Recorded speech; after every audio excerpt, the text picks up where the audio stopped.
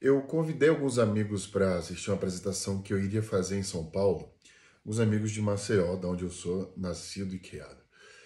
Essa palestra que eu iria fazer é uma palestra muito especial. O pessoal da Startse, que organiza eventos, imersões e cursos digitais, me convidou para essa apresentação e tinha acabado de chegar dos Estados Unidos, era 2019, final do ano. Tinha me tornado sócio da XP Investimentos, tinha acabado de sair do Facebook, era a minha primeira grande empreitada de volta ao Brasil depois de vários anos no exterior, e eu fui palestrar para cerca de 3 a 5 mil pessoas, eu não recordo precisamente agora o número. Era muita gente. E aí eu levei um grupo de amigos que iriam estar por acaso em São Paulo, alguns outros foram me visitar de fato, porque eu tinha acabado de chegar no Brasil, literalmente, e aí eles foram lá para o evento, com esse povo todo lá para assistir a palestra. E na hora que a gente estava almoçando antes do evento, muitas brincadeiras aconteceram, piadas, afins e tal. E a gente foi pro evento, eu fiz a apresentação aí em torno de 2 horas. Quando eu terminei a apresentação, eu fui aplaudido de pé, fui o único palestrante do evento a ser aplaudido de pé, e foi por muito tempo, e muita gente, imagina. Quando terminou o evento, eu era a última palestra, formou-se uma fila com cerca de 1.000 pessoas ali para tirar fotografias e falar comigo. E aí eu pude perceber que a reação dos meus amigos foi de surpresa. A gente saiu para jantar e no jantar alguns comentários surgiram, como eu queria ser amigo daquele cara que estava no palco. Ah, eu não sabia que você sabia tanto dessas coisas. Uma série de comentários que me fez refletir muito sobre o que nós somos para as pessoas que estão próximas da gente. Eu já tinha vivido vários momentos desse jeito. No próprio Facebook, muitos parceiros que eu gerenciava se surpreendiam com o conhecimento que eu tinha com neurociências e me respeitavam demais. Entretanto, os companheiros de trabalho que eu tinha menosprezavam esse meu conhecimento, literalmente, tentavam diminuir. Falavam, faziam piadas jocosas, falavam que não era algo realmente que eu tinha cacife para falar, ou enfim. Não entendiam o meu processo, não se davam o trabalho sequer de saber ou procurar saber de onde tinha vindo aquele meu conhecimento. Simplesmente ignoravam, faziam piadas. E eu via muito isso se repetir no dia a dia com pessoas muito próximas. Isso ficava um pouco confuso para mim. Inclusive, quando amigos que fazem eventos, por exemplo, faziam eventos, eu via uma enxurrada de amigos pedindo para ir nos eventos de graça. E na minha cabeça eu pensava, bem, se eles são nossos amigos, a gente quer que eles se deem bem nas carreiras deles, por que a gente não é o primeiro a comprar o ingresso, mas o primeiro a pedir de graça? Existia ali, portanto, uma complexidade de posicionamento. É por isso que no No Brain Again Cast de hoje, fora de órbita, eu estou na Tanzânia, aqui na África. Esse território, que não é um estado comum, mas também não é um país, pertence a Zanzibar. Aliás, eu estou em Zanzibar, que é um território que pertence à Tanzânia, aqui na África. E isso me inspirou a gravar esse episódio sobre a intimidade, a cegueira da intimidade. Por quê? Porque foi estudando o que é essa mistura de Zanzibar, eu vou trazer um pouco dela para vocês aqui hoje, que eu comecei a pensar nesse assunto de tanta mistura de diversidade, que a gente tem isso no nosso dia a dia. E essa mistura, essa diversidade que a gente tem, muitas vezes, de conhecimento que seja, não é percebido e não é aclamado pelas pessoas mais próximas. Eu fui estudar essa relação e descobri esse termo em inglês. Intimacy blindness, ou seja, é a cegueira que a intimidade causa nas pessoas. Isso me fez lembrar de quando eu voltei do exterior com 34 anos, na verdade, aproximadamente, e eu voltei para casa, né? E aí, enfim, comecei a conviver mais com a minha família, que tinha me criado, como a minha mãe, por exemplo, que eu tinha um convívio ali por tecnologia, e quando eu visitava o país, que eram inúmeras vezes, mas aí naquele caso eu comecei a morar no Brasil de novo, né? Voltei a morar aqui, e eu estava vendo minha mãe com a frequência maior. E eu notei que ela me tratava como se eu tivesse a idade que eu saí do Brasil, 20 anos. A forma de falar, inclusive a entonação, algumas coisas de pedir cuidado para fazer algumas coisas, coisas que a gente fala coisas de mãe, mas era um cuidado como se eu estivesse saindo para uma balada aos 20 anos depois da faculdade. Só que eu morei, veja, até na China já, por 4 longos anos. E ela ainda estava me tratando como se eu estivesse morando sob o teto dela e tivesse os 20 anos e a irresponsabilidade de talvez ali um adulto recém-formado. Isso começou a me alfinetar de uma forma muito forte. Por quê? Imagina você chegar do exterior com tanto conhecimento, né, com tanta coisa, vivência, e as pessoas mais próximas a você não só ignorar este fato, mas como também não querer acessar aquele teu conhecimento e informação. Diferente de quando você chega no exterior e todo mundo quer saber tudo sobre você, quem você é, o que você faz e o que pode adicionar ao conhecimento que você tem à vida delas. Porque veja, todos nós temos sim algo a ensinar às pessoas. A diferença é que se a gente vai ensinar algo para alguém que não nos conhece, talvez aquela pessoa, por não nos conhecermos, né, tenha uma probabilidade maior de querer aprender com a gente. E eu lembro muito bem que quando eu estava trabalhando com uma diretora no Brasil, ela disse que estava recomeçando a carreira depois de uma demissão, e como é bom estar num lugar novo, justamente porque ninguém conhece ela, ninguém sabe do passado dela direito, então ela pode recomeçar, colocar para trás os erros, se posicionar diferente. Então, eu pensei, será que a gente precisa mudar de empresa, de país, de amigos para ser respeitado?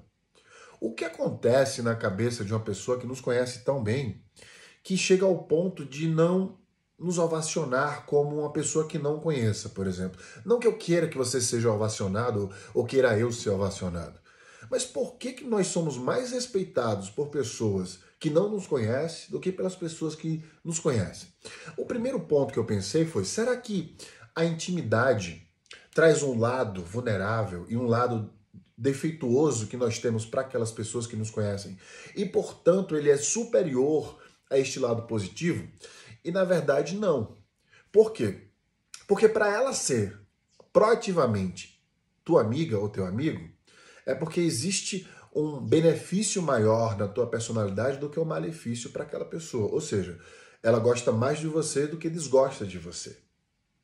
Então, neste caso, nesta perspectiva do que é a amizade, já vamos descartar este primeiro ponto de que poderia ser que você tem os defeitos que derrubam tuas qualidades. Não é o caso. Até porque, se você for uma pessoa que é genial em algum aspecto, não é porque você não seja em outros que esta genialidade vai se apagar. Então, mais um ponto aí para somar que o fato de você ter intimidade com alguém não te faria necessariamente por estes pontos menor só porque a pessoa te conhece melhor e você tem outros defeitos. Agora, vamos para o lado do ponto das pessoas que não te conhecem antes de chegar no terceiro ponto das pessoas que te conhecem. Quando alguém não te conhece, e aí você derrama seu conhecimento e a sua sabedoria para a pessoa, ela tem uma probabilidade de se encantar, é claro, porque ela não tem todo um contexto de quem você é, ela não se decepcionou com você, então é só coisa boa ali. Então é óbvio que ela está focada naquele conhecimento que você deu, naquela coisa boa que você deu e vai levar você. O problema acontece na discrepância entre quando as pessoas começam a seguir teu conteúdo e descobrir quem você é por ele, versus as pessoas que só olham o teu lado pessoal e não querem, por algum motivo que a rotina nos faz ter, acessar este outro lado fantástico que você tem. Quer ver um exemplo? No trabalho. Pega uma coisa que você é muito boa no trabalho, ou mesmo coisas que você seja boa na vida pessoal, mas que as pessoas que vivem com você não acessam o tempo inteiro. Pega uma habilidade que você tem na vida pessoal, que você não leva no trabalho, e, portanto, não tem admiradores lá neste aspecto, e faz o inverso. Pega coisas que você tem no trabalho, que você não leva para a sua vida pessoal, por exemplo. Eu comecei a me debruçar sobre isso e me perguntava por que um amigo que eu tenho não admira o meu conhecimento. Por exemplo, meus irmãos, eu tenho 2 irmãos diretamente, e o meu irmão mais velho hoje me admira muito. O meu irmão mais novo, ele me admira muito menos e não quer ter acesso, por exemplo, aos meus cursos, mentorias e afins, apesar de eu já ter oferecido. E eu fiquei muito me questionando isso. até o meu limite. É óbvio que eu não posso obrigar ninguém a pensar como eu penso ou querer buscar o que eu quero que a pessoa busque. Temos a liberdade de escolha. Mas eu oferecia e por que que não engajava? E eu comecei a perceber que o motivo é que nas personas que nós temos, e a gente tem várias personas, a gente começa a se posicionar dessa forma de um jeito que inicialmente nossos amigos não percebam o quanto é poderoso o que nós fazemos longe dos olhos deles. O que eu quero trazer neste primeiro ponto é que nossos amigos, de maneira geral, não nos enxergam em termos de habilidade da forma que a maioria das pessoas no nosso trabalho, ou, por exemplo, num palco, como eu estava se apresentando, que aí eu posso considerar bolha de trabalho, nos enxergam. Então, eu não dou uma palestra para os meus amigos. Normalmente eu dou palestra no exterior, em outras cidades, etc. Então, eles não me veem dando palestra. Só vem um post lá, etc. Sabem que eu sou bem sucedido nessa área, mas talvez não entendam o que está acontecendo, não tenham a sensação, não se projetam para ali. Eles me acessam apenas na minha casa, num restaurante ou num bar. Eles sabem, é óbvio, né, do que eu sou capaz, eles entendem ali como eu penso, mas é diferente o impacto. Então, o primeiro ponto é o posicionamento. Agora vem aquele terceiro ponto que eu falei lá atrás, da amizade, que entra também agora neste segundo ponto do teu posicionamento. Existe uma competitividade entre as pessoas que habitam na mesma bolha, natural. Então, numa prateleira de melões, se você é melancia, todo mundo vai querer te pintar de amarelo. É natural você que está no mestrado, no seu trabalho, no grupo de amigos, você não pode naturalmente se destacar demais do que essa bolha. Por quê?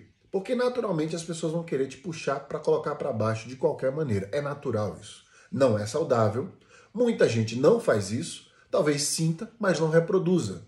Mas quando acontece, saiba que é natural. O que eu quero dizer é, a melhor harmonia de um comportamento numa bolha é que todos nós sejamos similares. Nós sejamos bem-sucedidos no que fazemos, ou nós tenhamos um comportamento similar a todos ali daquela bolha, ou seja, a gente precisa manter um patamar. É só você parar para pensar nas bolhas separadas, não necessariamente só na sua, mas, por exemplo, bolhas de arquiteto, onde os arquitetos mudam de apartamento a cada 5 anos. Você vai ver uma bolha ali de vários arquitetos fazendo isso direto. Bolhas de executivos que mudam de carro a cada 2 anos. Vocês vão ver que eles vão mudando de carro. Bolhas de professores que mudam, por exemplo, os aparelhos de tecnologia que eles têm para ensinar na internet. Enfim, analisa cada bolha e nota que eles se comportam num padrão. É normal, nós somos mamíferos, lembra? Vivemos em bando, seguimos a bolha. Então a gente fica tentando pela prova social sempre seguir aquela bolha. E aí, se tem alguém que se destaca demais dela também, acontece o mesmo de alguém que não se destaca tanto, que não está dentro ali do parâmetro natural do que é esperado pela bolha. Essa pessoa não pode se destacar tanto na visão natural desse bando. Então, para você ver, uma pessoa como eu, que já estudou em Harvard, MIT, Columbia, trabalhou na Califórnia, eu escuto coisas até hoje de que o conteúdo que eu tenho é uma criação minha ou é apenas a minha vaidade. Eu já escutei que eu era apenas um pequeno gerente na Califórnia. Veja, mesmo uma coisa tão grande que eu conquistei, uma vaga de 400 pessoas competindo num país que eu não tinha nem documento para trabalhar, e as outras 400 pessoas eram ou detentoras de um green card ou um passaporte e um cargo de executivo que trazia um salário enorme, mesmo assim tentam diminuir essa conquista. Por quê? Porque é uma necessidade que nós temos, enquanto seres humanos, de estarmos equiparados. É como se eu medisse as pessoas pelo limite da minha capacidade. Só que quando você não conhece a pessoa, essa capacidade parece não medir este limite. Como o teu amigo admira mais aquele influenciador digital que tu sabe que tem menos conhecimento que você em finanças, por exemplo, do que você, que talvez seja mestre de finanças pelo INSPER e saiba muito mais do que aquele influenciador digital, por exemplo. Isso acontece por uma necessidade. Então, o que eu quero dizer aqui é que essa imaturidade emocional de querermos colocar as pessoas para baixo é apenas isso, uma imaturidade emocional. Se você se sente impactado pela tua bolha, Você deve entender que as pessoas não têm maturidade para pessoas que se destacam demais dela ou se destacam em alguns aspectos que elas não se destacam, pela incapacidade dela dessa projeção, ou seja, o limite da capacidade. Elas olham para você e falam, não, ele não pode ser tão bom assim nisso porque eu não conseguiria. Logo, você também não. Então, ponto 1 é uma natureza genética. Ponto 2 é uma necessidade de se sentir melhor, se sentir bem. Por que você acha que no Brasil, por exemplo, programas de TV que mostram violência, gente morta, etc., faz tanto sucesso? Porque as pessoas que assistem esses programas olham para aquelas pessoas e, mesmo na situação ruim, se sentem melhor do que elas que estão mortas. É uma sensação de recompensa, por exemplo, por estar melhor do que o outro. Então, quando a gente não se sente melhor do que o outro, a gente tenta diminuí-lo, para que apenas na nossa cabeça isso aconteça também. Então, é bom a gente ficar vigilante, porque da mesma forma que eu estou alertando que teus amigos podem fazer isso com você, você também pode estar fazendo isso com alguém. Ou seja, você pode estar fechando seus olhos para aprender uma coisa fantástica com a pessoa que está ao seu lado, por exemplo. Como seu parceiro ou sua parceira que você divide a vida, que pode ser uma pessoa brilhante para todo mundo, menos para você, porque você não dá esse espaço. Não tem essa possibilidade, essa perspectiva de existir esse espaço, justamente porque você não está percebendo o outro. E para perceber o outro, a gente precisa perguntar, precisa ter a capacidade de entender que a gente precisa reconstruir o nosso conhecimento. Eu já vivi várias experiências onde, mesmo sendo eu o expert dentro das experiências que vivi, muitas pessoas, em determinado ponto, depois de vários anos trabalhando, por exemplo, comigo, ou fazendo algum projeto que seja, tentam se posicionar como se fossem melhor do que eu naquilo que eu estudei para ser especialista. Por quê? Elas também querem sentir aquilo que eu estou sentindo. Elas também querem este espaço. Mas ao invés de conquistar o próprio espaço delas, elas preferem, portanto, diminuir aquelas pessoas que já conquistaram esse espaço. E para elas, aquilo ali é como se elas estivessem crescendo. Só que elas não estão saindo do lugar. O melhor de todos os seres humanos, aquele ser humano que a gente olha e fala, que pessoa admirável, é justamente aquela pessoa que eleva os outros. É aquela pessoa que elogia as outras pessoas ao seu redor pela sua intelectualidade. É aquela pessoa que dá acesso, que dá espaço, que desenvolve a outra pessoa. Porque eu já falei e vou repetir várias vezes, a vida não é uma competição. A vida é uma jornada. E quanto mais você desenvolve e é desenvolvido pelas pessoas que estão ao seu redor, melhor vai ser o ambiente que você vive. Porque nós só estamos vivos hoje por dois motivos. Pela transformação genética e pela nossa adaptabilidade genética. E dois, por conta da comunidade, da comunicação que nós temos, pelo senso das pessoas que vivem ao nosso redor, que nos ajudaram a sobreviver coletivamente, historicamente, geneticamente. A transformação genética só foi possível por conta do senso de comunidade. Então, hoje, eu quero deixar claro que essa cegueira que a intimidade causa só bloqueia você e a mim mesmo de aprender mais, de se posicionar melhor. Porque as pessoas que mais nos amam são as pessoas que mais nos podem ajudar. Então, se posicione melhor para elas, questione o posicionamento delas sobre quem você é. E, principalmente, dê espaço para que elas exerçam o que elas fazem de melhor. E aí, neste momento, você pode exercer seu senso de comunidade, desenvolver essa pessoa, gritar para o mundo como ela é fantástica e talvez ensiná-la com a grande lição de gentileza que ela deve fazer o mesmo com você.